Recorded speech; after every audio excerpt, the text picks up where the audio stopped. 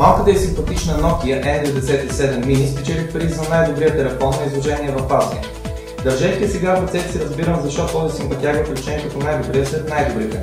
Нейната цялостна концепция е, че тя събира функционалността на предшественика с N97, но в по-компактен размер.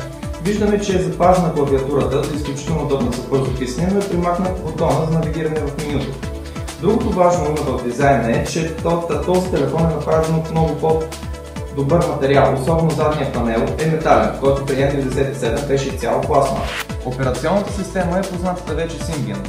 Тук също имаме два начални екрана с възможност за добавяне на до 6 приставки и разместването им. В менюто се влиза отново посредством извадения бутон в страни, като от тук получаваме достъп и до приложенията. Ако сте работили с N97, веднага ще ви направи впечатление, че при мини моделът скролването става много по-лесно. Изчистени са неприятните засичания при старата версия.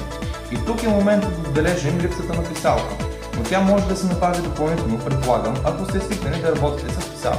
И така, минито е с по-малки размери, тегло и дизайн от голямата Nokia N97, но по функционалност по нищо не и отстъпва.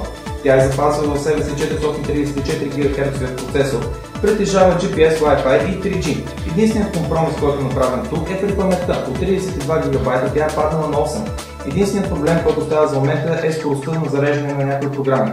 Все пак от Nokia не зарадват с изключително хубав дизайн, могат да ни зарадват с функционалност.